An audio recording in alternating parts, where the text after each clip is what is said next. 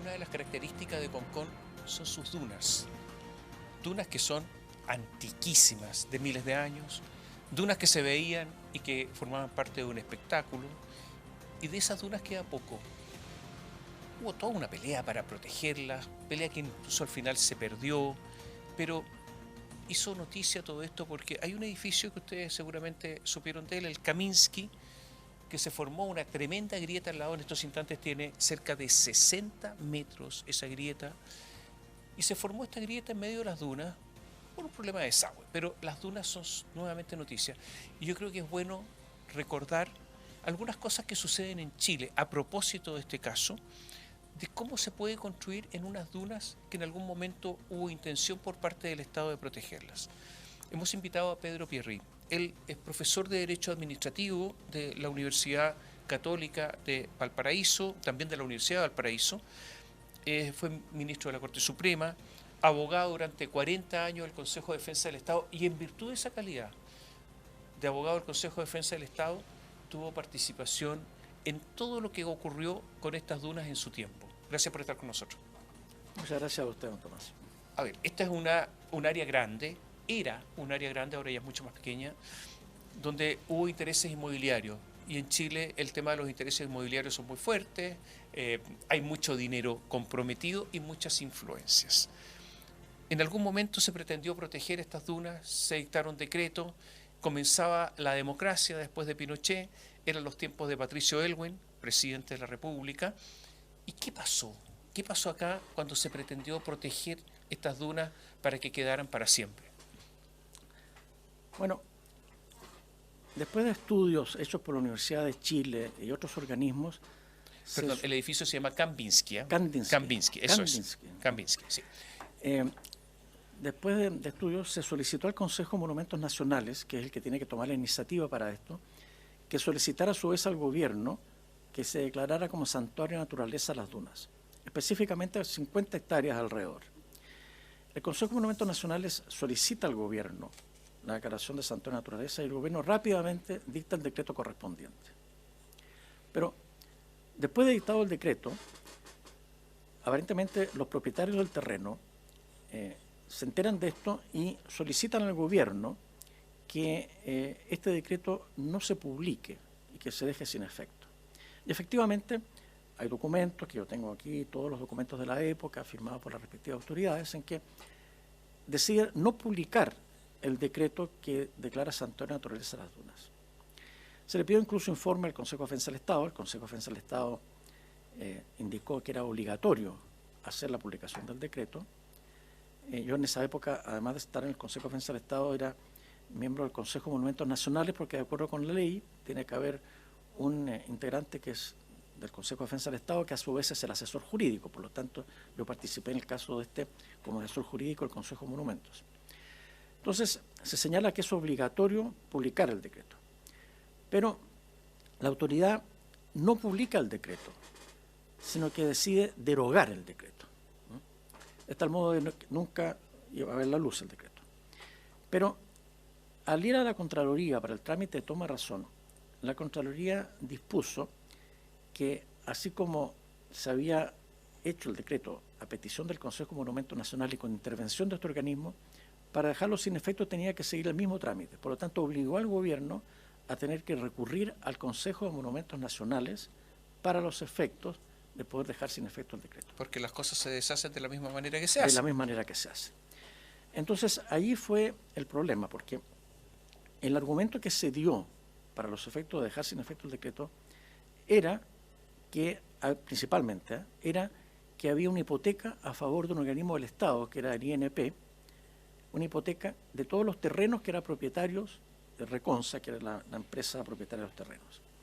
Y por lo tanto que era conveniente para los intereses del Estado dejar sin efecto el decreto. Bueno, eso fue controvertido. De hecho, yo estudié el tema y se informó al Consejo de Monumentos de que eso no tenía sentido, porque el terreno que estaba dado en hipoteca, el INP, era un terreno de más de 600 hectáreas y esto era 50 hectáreas, por lo tanto era un porcentaje muy menor del terreno. En segundo lugar, que la deuda ya había sido cancelada en la mitad, por lo tanto era una deuda que ya no era tan importante. Y en tercer lugar, que había mucha plusvalía en los terrenos que se mantenían en poder de la misma empresa, de tal modo que ese argumento no era un argumento adecuado, y por lo tanto que el Consejo de Monumentos tenía que oponerse a que se dejara sin efecto el decreto, porque no existía el tal argumento.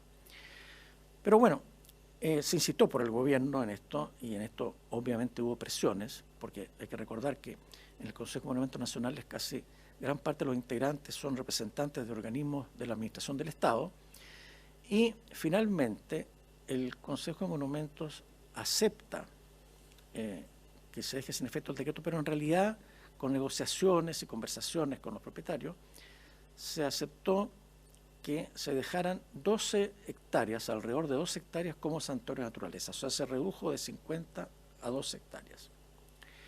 En esa oportunidad, en el Consejo de Monumentos Nacionales, solo votamos en contra de esto. Doña Sofía Correa, que era directora del Museo Histórico Nacional, don Roberto Montandón, que era una persona muy destacada dentro del Consejo, que ayudó a convencernos de la importancia del santuario de naturaleza en este caso, y yo. Y se abstuvo dos otros consejeros, entre ellos doña Marta Cruzcoque, que era la persona que presidía el Consejo.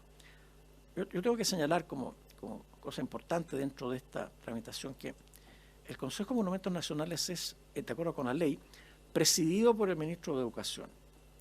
Pero en la práctica el ministro de Educación nunca asiste al Consejo de Monumentos Nacionales. Entonces el que preside es realmente el vicepresidente, que es el director de Biblioteca, Archivos y Museos, que en este caso era doña Marta Cruzcoque. Pero con ocasión de esto, el ministro de Educación de la época concurrió al Consejo de Monumentos Nacional, con un documento incluso escrito que tengo aquí yo, en el cual en ese documento escrito explica por qué es necesario no publicar el decreto o dejar sin efecto el decreto, al cual, por supuesto, en las actas del Consejo consta de que hubo oposición, de parte mía principalmente, en el sentido de que estos argumentos no eran válidos. Pero lo interesante es que el ministro concurre a la sesión. Bueno, entonces quedan las 2 hectáreas como santuario de naturaleza. Y en aquella oportunidad, yo lamento tener que hablar en primera persona, pero así es la realidad, yo logré convencer al Consejo que no se podía firmar ningún documento aprobatorio de esto, ya habiendo perdido la votación, que sin que se renunciara por parte de los dueños a cualquier acción legal de indemnización de perjuicio por la declaración de santuario de naturaleza de esas 2 hectáreas. Bueno, y finalmente, con varios dimes y diretes, se logró esto, y hay una escritura pública, que yo tengo aquí la copia, en el cual la empresa renuncia a todas las acciones legales, con lo cual estos santuarios de naturaleza ya reducidos a 2 hectáreas queda para siempre protegido por parte del Estado. A ver, el primer decreto no se publica. No se publica. ¿Usted ha conocido casos, había su larga experiencia de decretos que están con la toma de razón y que no se publiquen? Bueno, yo no conozco el caso, pero teóricamente se puede retirar un No, decreto. pero ¿es lo habitual? No es lo habitual. ¿O ocurre comúnmente? No es lo habitual que el oficio del Consejo de Defensa del Estado de la época, que se le dijo al ministro de Educación, se le dijo: usted tiene la obligación de publicarlo. O sea, se dijo: no se puede no publicar. Por eso es que existe un decreto derogatorio. O sea, aquí hubo influencias. No es común. Bueno, este tema de la influencia, bueno, hay que reconocerlo, que sí, por supuesto, las hubo. De hecho, influencias políticas, política económica. Yo solamente puedo dar cuenta de lo que yo sé, que evidentemente las hubo, porque yo recuerdo que, como en calidad de abogado del Consejo de Defensa del Estado, que tiene que defender los intereses del Estado, a mí se me indicó por el presidente del Consejo de Defensa del Estado de la época que había habido, de parte del gobierno, autoridades que habían dicho que cómo era posible que yo, que era abogado del Consejo de Defensa del Estado, estuviera actuando contra los intereses del Estado. ¿Quién era el presidente del Consejo? Luis Bates, en esa época. Pero hay otra persona que yo voy a tener que mencionarlo, porque realmente... Sí. Yo quiero recordar, hacer un parálisis, cómo partió esto, porque resulta que en los tiempos de Pinochet, la Caja de Empleados Particulares, esto era estatal, vendió este enorme terreno en una transacción que en tiempos de Pinochet no cualquiera podía optar, en cómodas cuotas, a esta empresa formada por Edmundo Pérez Zújovich y el vicepresidente de la Corfo de Pinochet. Entonces uno dice, bueno, pero ¿cómo el vicepresidente de la Corfo tiene relaciones? Obviamente era de la exclusiva confianza del presidente de la República de la época, de Pinochet. Francisco Sosa. Ellos formaron esta empresa, a ellos les vendieron, ellos tenían la deuda con el Estado y lo hipotecaron. Entonces resulta que después el Estado dice vamos a perder cuando podrían recuperar lo que tenían sin mayor inconveniente, ¿no es cierto? Bueno, claro, de hecho, el señor Sosa el que aparece firmando la escritura. Aquí, exactamente. Bueno, el Estado precisamente no se ha caracterizado por mantener en su patrimonio terrenos y lugares que después, evidentemente, se demuestra que tendrían que haber permanecido en el Estado. Yo por lo menos en la región de Valparaíso conozco dos terrenos que yo encuentro inconcebible que el Estado se hubiera deshecho de ellos. En primer lugar, donde estaba el regimiento Coraceros, ahí en la recta La Salina, entre 15 Norte. Me construyeron 4 edificios gigantescos y eso podría haber quedado como un parque comunal. Y todavía más grave es en el caso de terrenos que eran de la Armada, del club, que antes era el Club Aéreo de Valparaíso, donde queda entre Villa Alemana y Quilpué, donde ciudades que carecen absoluto de áreas verdes tendría que haberse construido un parque, bueno, y por supuesto se vendió para hacer construido poblaciones, o sea, eso es muy característico. Y en este caso, entonces retiran el decreto, no lo publican, dan un argumento, ese argumento que dan entonces parece un argumento falso, o sea, no parece un argumento que tenga sus... A ver, o sea, que sea real. Digámoslo en derecho, del punto de vista del derecho. Y de la economía. El acto tiene que tener, para que sea legal, tiene que tener motivos. Los motivos, cuando son inexistentes, se transforma en ilegal el acto administrativo por ausencia de los motivos legales o de los motivos invocados. O sea, si el motivo invocado no existe, el acto es ilegal. O sea, fue ilegal. Ah, sí, desde el punto de vista jurídico es ilegal, por supuesto. Pero la autoridad teóricamente podría después, aunque hubiera sido publicado, la autoridad podría haber después dictado otro decreto modificándolo. De hecho, han habido 4 decretos en esto, porque después de las 12 y tantas hectáreas se aumenta a 18 y después el año 2012 se aumenta a 30. Lo que pasa es que aquí había una persona muy vinculada al régimen de Pinochet, a la dictadura de Pinochet, y había una persona muy vinculada al gobierno de turno que es Pérez Lloma. Pérez Lloma y Carlos Figueroa también. Y Carlos Figueroa, ministro del Interior después de Eduardo Frei. Entonces, bueno, sí. Y estaba, por supuesto, el ministro de Educación, ¿cierto? Y estaba, bueno, en fin. Pero usted se enfrentó entonces con una serie de políticos. ¿Eso fue o no? Mire, es que esa es la ventaja que tiene uno cuando tiene cargos que son inamovibles. Yo era consejero del Consejo de Defensa del Estado y por lo tanto tenía inamovilidad. Y eso justamente me trae a cuenta que tengo que comentarlo, porque... hagamos una cosa, hagamos un alto y coméntenos ese entretejido que ocurrió acá, estas cosas. Hagamos una pausa, volvemos en un instante.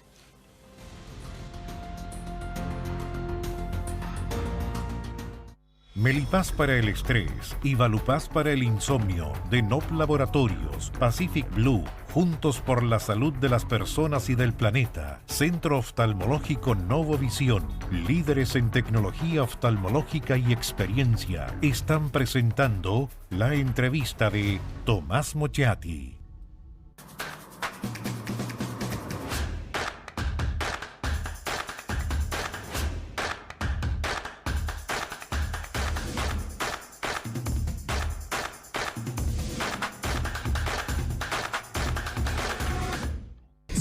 Garantía de confianza.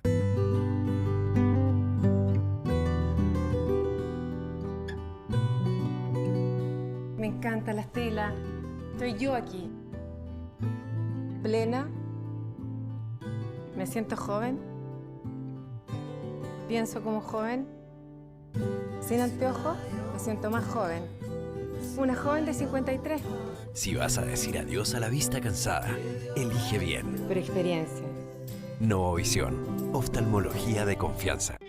Somos Pacific Blue, la empresa líder en el desarrollo de alimentos del mar en base a merluza común. Llegamos con nuestros productos marca El Golfo a cada rincón de nuestro país.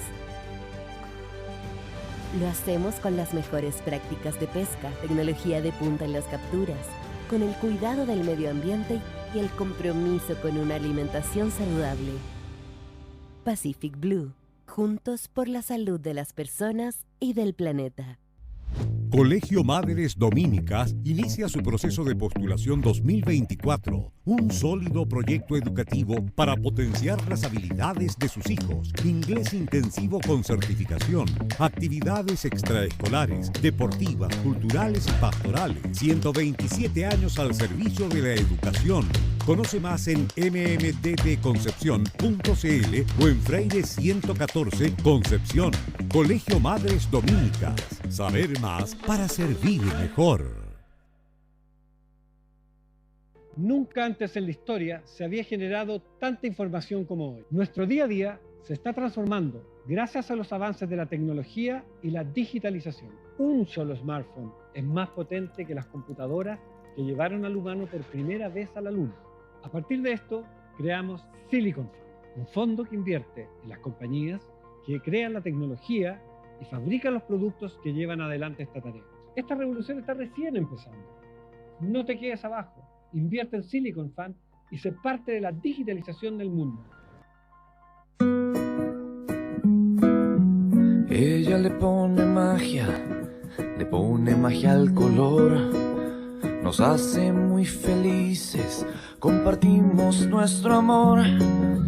Ponle magia tú también, deja la imaginación volar.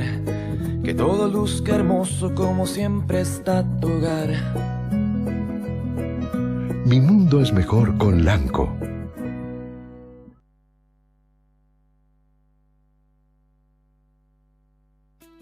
El estrés y la ansiedad en estos tiempos es indudable. ¿Andas acelerado? ¿Sientes tu mente sobrepasada? ¿Te cuesta dormir bien? Para tranquilizarnos naturalmente, tenemos Melipaz, que calma la ansiedad, relaja y reduce el estrés. Libérate del estrés con Melipaz. Pide tu Melipaz en todas las farmacias del país y venta online con despacho a todo Chile.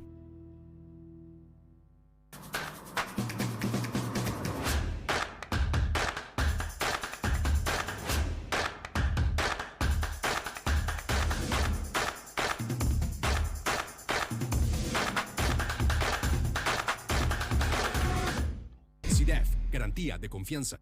Melipaz para el estrés y Valupaz para el insomnio de NOP Laboratorios, Pacific Blue, Juntos por la Salud de las Personas y del Planeta, Centro Oftalmológico Novovisión, líderes en tecnología oftalmológica y experiencia, están presentando la entrevista de Tomás Mochiati. Conversamos con Pedro Pierri y la pregunta quedó planteada. Después de todo esto, que hay un decreto que tienen que publicar, no lo publican. Después dicen que hay que modificarlo y consiguen modificarlo. En un Consejo de Monumentos Nacionales, además, que son todos funcionarios que dependen de la autoridad política, entonces no hay mucho espacio. ¿Qué pasó con las presiones políticas acá? ¿Quiénes presionaron? ¿Quiénes actuaron? Bueno, yo no sé quiénes actuaron, evidentemente, pero actuaron. Pero actuaron porque claramente hubo llamados de teléfono a varios consejeros. No todos son de la confianza, algunos que no lo son también, pero hubo llamados de teléfono para solicitar que se modificara el decreto, eso es evidente. Y además, argumentos como convincentes, que esto es el interés del Estado, etcétera, etcétera. Pero ahora, no había interés del Estado, no había interés del Estado, estaban resguardados. Pero el Consejo de Monumento Nacional también no se va a enfrentar al gobierno, sobre todo cuando también había intención de cambiar la ley para los efectos de mejorar una serie de cosas. Ahora, pero yo sí recuerdo algo que vale la pena señalarlo, que a mí, a fines de la tramitación de esto, a principios del 94, a mí se me entrevistó por un periodista de La Segunda, cuyo nombre, recuerdo, creo que era Andrés Velasco, en que yo conté toda esta historia. Y resulta que a un par de días después el presidente del Consejo de Defensa del Estado me llama para decir que lo habían llamado del gobierno, no sé quién, para decir que yo había dado una entrevista que era muy peligrosa, ¿eh? Y por supuesto yo dije, bueno, así será nomás, pero yo solamente conté la verdad. Pero me llamó la atención. Pero finalmente la entrevista no se publicó. Pasó un tiempo, pasó un mes, pasando meses y no se publicó. Y esto lo voy a hacer con todas sus letras, porque yo llamé al periodista y dije, ¿qué ocurrió? ¿Por qué no se publicó la entrevista? Instrucciones expresas de don Agustín Edwards. Esa fue la respuesta. Punto. Y la entrevista no se publicó. Eso es todo lo que puedo ¿Dónde se contaba todo esto? Donde se contaba todo esto. Entonces, ¿qué hice yo? Yo obtuve a través de una persona conocida, lo recuerdo muy bien, Fernando Molina, me acuerdo, que era uno de los directores del diario La Época, era un diario vinculado a la democracia cristiana en su época. Y él me mandó una periodista, que era doña Alejandra Matus, y con ella fuimos a ver las dunas, y Alejandra Matus publicó en La Época dos veces, varios reportajes respecto a donde contaban todo este cuento, en el diario La Época, en el mes de junio del 94. O sea, fue esto todo contado, reportado con lujo de detalle en el diario La Época, aquí en La Oportunidad. Incluso más aún, recuerdo que una exalumna de la universidad, Raúl Urrutia, que era diputado de Renovación Nacional en la época, a quien se enteró de esto por mí, solicitó y se obtuvo una comisión investigadora en la Cámara de Diputados, pero que finalmente 10 diputados pidieron una comisión investigadora, pero por supuesto eso no funcionó. Esa es la historia. No pasó nada. Ahora, pero a nivel de gobierno, ¿quién resuelve no publicar el decreto? ¿Quién resuelve no? ¿Qué es esto? No, eso yo no lo sé, o sea, solamente tengo los oficios que mandó el ministro del Interior, que dijo no vamos a publicar el decreto. ¿El ministro del Interior? El ministro, perdón, de Educación, el ministro de Educación, que dijo he decidido no publicar el decreto a petición del INEP y ¿Quién era ministro? Jorge Arrate, Jorge Arrate, que fue el que fue al Consejo de Monumento Nacional. O sea, cuando no iba nunca. Claro, el ministro no iba nunca. Él intervino en esto, sí. Ahora, yo tengo que hacer una precisión que es importante. Hoy en día esto parece como inconcebible, del punto de vista ecológico me refiero. No, y desde el punto de vista administrativo. No, sí, por supuesto, pero yo digo desde el punto de vista de la defensa de las dunas. Pero resulta que en esa época yo recuerdo haber conversado con muchísimas personas. Y yo puedo asegurar que la mitad de las personas con las que conversaban de buena fe decían, oye, ¿para qué sirven las dunas? Si solo sirven para ser construidas. O sea, no existía la conciencia en materia de medio ambiente. La conciencia del medio ambiente. Ahora, yo no voy a decir que yo la tenía, lo que pasa es que yo en el Consejo de Monumento Nacional escuchaba a don Roberto Montandón, que era un personaje, porque él nos convenció porque las dunas eran importantes. Pero la mitad de la gente con la cual yo conversaba no lo entendía así. Incluso voy a contar una anécdota que por supuesto perjudica un poco a mi alma mater, a la Universidad Católica de Valparaíso, porque yo fui a hablar con la Escuela de Arquitectura de la Universidad Católica de Valparaíso, para decirle... La famosa Escuela de Arquitectura. Para pedir que me apoyaran en relación con esto, para impedir que la duna... Y recuerdo muy bien que el decano, que era amigo mío, me dice, la Escuela de Arquitectura está conmovida por tu interés en la ciudad, pero nuestra función es construir y no impedir que se construya, así que no te vamos a apoyar. O sea, así fue la cosa. Ya, pero aquí hubo presiones políticas. Resulta que hace poco el exdirector de obras de Concón dijo, bueno, pero si aquí hubo presiones políticas, o sea, seguían las presiones políticas. Pero es que habría que ver qué es lo que es eso de presión. O sea, simplemente hubo llamados telefónicos, conversaciones pidiendo que se hiciera otra cosa. Pero ¿quién es capaz de, después de haberse dictado un decreto en que hay toma razón, decir no se publica? Tiene que haber una presión enorme, no cualquiera, no sé, yo y cualquiera persona que no esté escuchando o viendo va a poder lograr eso, sí, ¿no? Hasta ahí llega mi conocimiento, ¿no? O sea, esto se para, pues no. Ahora, el asunto es que después de esto, de publicar los decretos, el último decreto que da 30 hectáreas de santuario de naturaleza motivó que hubiera un juicio contra el fisco, que está actualmente tramitándose. O sea, hay un juicio... De esta gente, de Reconsa. Hay un juicio de Reconsa contra el fisco, en el cual solicita indemnización de perjuicios por la declaración de santuario de naturaleza del Decreto Supremo 45 del 2012, que aumentó a 30 hectáreas la santuario de naturaleza. Y ese juicio está en este momento en la Corte Suprema en acuerdo, porque ese juicio fue rechazada la demanda en primera instancia y rechazada en segunda instancia. ¿Desde cuándo que está en acuerdo? Está en acuerdo, por lo que tengo entendido, desde abril de este año. Ha pasado tiempo. Estamos en septiembre, ¿cómo no? No sé. Eso es usual, que el fallo se demore. Pero bueno, el fallo de la Corte de Apelaciones es del 2022, del 8 de abril del 2022. O sea, ¿podría el Estado terminarle pagando a esta gente de Reconsa? En una de esas, si es que se accede a su petición. Sí, que se accede a la petición teóricamente. Es que ese es otro problema. Ese es otro problema. Que por supuesto que mucha gente va a estar de acuerdo o en desacuerdo en esto. Resulta que cuando se limita la propiedad declarando monumento histórico o declarando santuario de naturaleza o declarando zona típica, que son las que tienen las funciones que tiene el Consejo de Monumentos Nacionales, ellos no lo declaran, pero ellos solicitan por decreto supremo. Bueno, muchas personas estiman que esta limitación del derecho de propiedad tiene que ser previa indemnización. Y ahí hay todo tipo de estudios, qué pasa en el derecho comparado, qué pasa en los países europeos. Otros dicen que no, que es una limitación al derecho de propiedad. O sea, sobre esto podríamos estar discutiendo muchísimo en un foro académico. Pero por supuesto que hay posiciones que dicen que la limitación tiene que ser con indemnización. Bueno, y uno de los argumentos que podrían darse, de hecho, que se dieron en la casación de esta causa, es precisamente que como yo había obtenido que se renunciara al pago de indemnizaciones por el primer decreto, es un argumento para sostener que tenían derecho a la indemnización y por lo tanto en las otras hectáreas declaradas santuario tienen que ser indemnizadas. Bueno, pero ese es un tema, como digo, sujeto a polémica académica. ¿Lo cambio de tema? Quiero pedirle la opinión, porque se ha discutido muy poco sobre el nuevo texto constitucional. Hay un texto que hizo la comisión de experta, hay dos cosas muy fundamentales. Poder judicial y, en definitiva, cómo se nombran los jueces, que es un gran tema. El espacio que tienen los jueces para fallar y el recurso necesario para proteger las garantías constitucionales, que hoy se llama recurso de protección.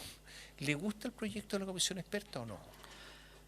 Bueno, yo asistí a la comisión y hice una serie de críticas al proyecto de la comisión experta, varias críticas, entre las cuales yo puedo destacar que a mí no me pareció adecuado la existencia de estas 4 comisiones, que en realidad son 5, comisiones encargadas de la disciplina, de la administración, de la academia, de la cuestión de la coordinación, del nombramiento.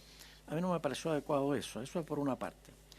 Tampoco me pareció adecuado el que cuando se está instando por todos los medios y en el propio proyecto de Constitución por la descentralización, el tema de la administración de justicia, voy a hablar de la administración, o sea, construcción de edificios, sueldos, etcétera, se mantenga en una instancia completamente centralizada, cuando lo lógico hubiera sido dar participación a las regiones en relación con la administración. No tiene mucho sentido que un edificio que se va a construir en Aysén, sea en Santiago decidido cuál es el estilo arquitectónico que se ocupa, por ejemplo. Bueno.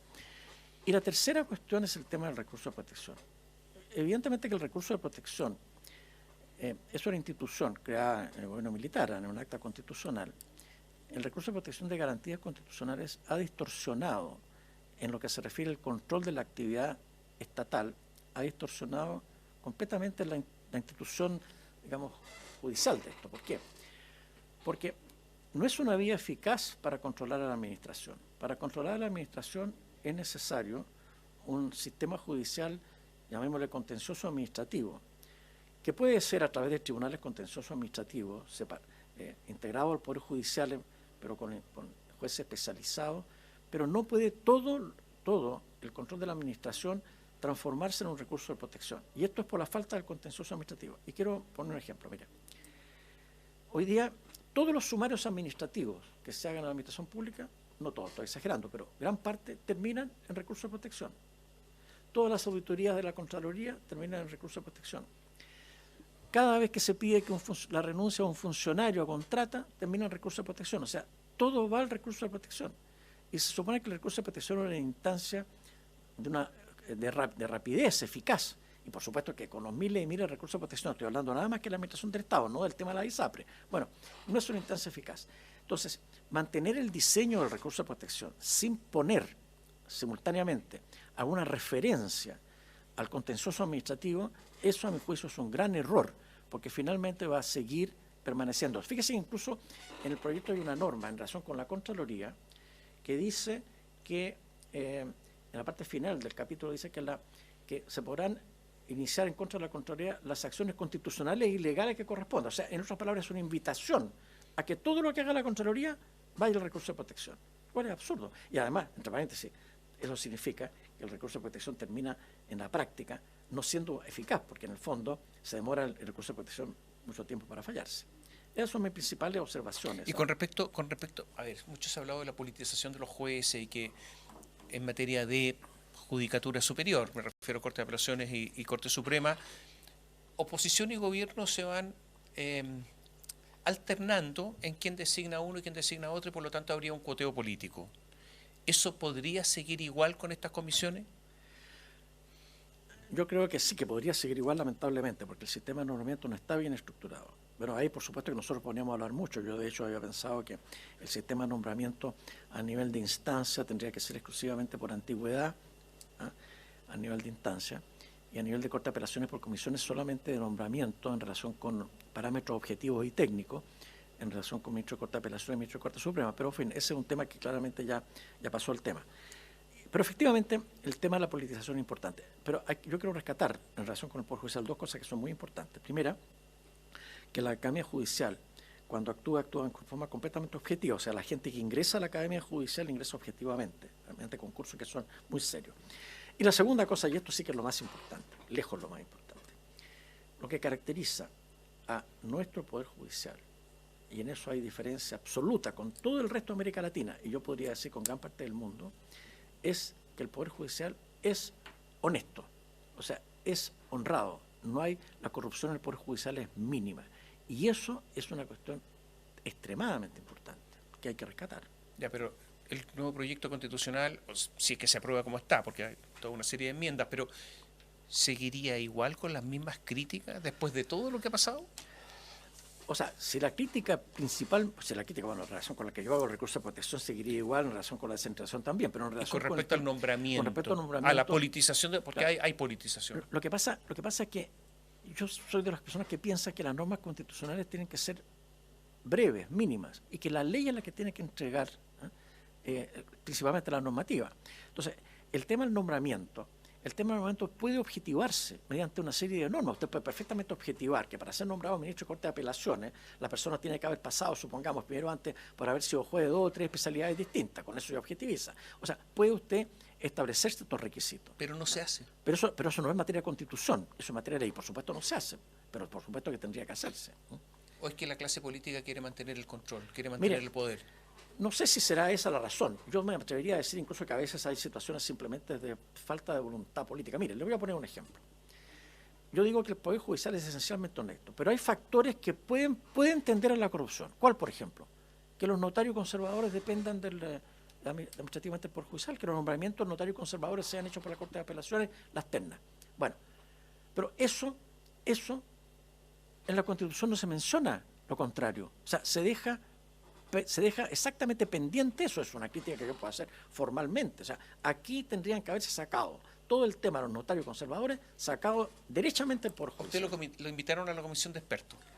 No, a la comisión de expertos no, pero sí a la comisión de constitución, a los dos. ¿A la comisión actual? A la comisión actual en el Poder Judicial y en la Administración del Estado. ¿Le fue bien o no? ¿Lo escucharon? O sea, me escucharon con mucha atención. Ya, pero le fue bien, ¿logró persuadir o no? No, eso no lo sé. Eso no lo sé. Tiene una sensación ahí. La sensación es que hay cosas que están más importantes que los motivan que las cosas que yo puedo haber dicho. Pero no le hicieron mucho caso. No sé. Pero hoy día sale en el diario que parece que me han hecho caso en algunas cosas, ¿no? Por lo menos esto de los consejos. Ahora, pero fíjese, por ejemplo, hay errores que yo mencioné en la comisión, es aquella que preside Edmundo Luchans. Mire, por ejemplo, detalle, mire, el proyecto de Constitución menciona 4 veces a las instituciones semifiscales. Oye, pero si las instituciones semifiscales no existen hace 60 años, ¿por qué ponen en la Constitución? De seguro que es por inadvertencia. ¿Por ignorancia? Puede ser, en la Constitución Política del 80 la mencionan porque estaban en la del 25. Entonces, estaban en la del 25, la dejan en la del 80 y ahora la dejan en la nueva 4 veces. ¿Pero qué sentido tiene? En otra parte dice algo así, estoy resumiendo mucho. Dice, bueno, que en materia de ley, creación de nuevos cargos públicos. Y en otra parte dice que las municipalidades pueden crear cargos públicos. O sea, hay contradicciones, hay errores. Hay una serie de estas situaciones. Y también hay montones de situaciones en materia con la descentralización. Entonces hay una serie de cuestiones técnicas, de imperfecciones. Eso en relación con la estructura de la administración del Estado. El tema de los servicios públicos, la inexistencia, por ejemplo, de la posibilidad de que haya instituciones públicas que no sean estatales, que a mi juicio es una cuestión muy importante, porque no todo lo público debe ser estatal, pero eso en materia de administración y de mi especialidad. Eso en relación con la administración del Estado. El otro con el Poder Judicial, claro, yo planteé una serie de deficiencias, varias, algunas de carácter técnico. El tema, por ejemplo, de qué es lo que es Poder Judicial, qué es lo que integra el Poder Judicial. ¿Los tribunales especiales integran el Poder Judicial? Los tribunales especiales, pero los jueces de policía local integran o no. Hay norma ahí que dice que va a haber justicia de mínima cuantía. ¿Qué es eso? ¿Es policía local y la policía local forma Poder Judicial? ¿Usted está lleno de dudas con el proyecto constitucional? Bueno, sí, claro que estoy lleno de dudas, por supuesto. De hecho, hizo un listado como de 60 observaciones. 60. 60 observaciones vinculadas al derecho administrativo al proyecto de la Comisión de Expertos y unas 10 respecto al Poder Judicial. Claro, observaciones, pero bueno, también podría ser la Comisión Política del 80 y a la 25 también, obviamente. ¿Anotaron? ¿Le hicieron? Sí, bueno, sí, me hicieron caso. ¿Sí? O sea, anotaron todo, con mucha atención, eso sí. Gracias por estar con nosotros. Muchas gracias a usted. Ustedes, muchas gracias. Gracias por seguirnos.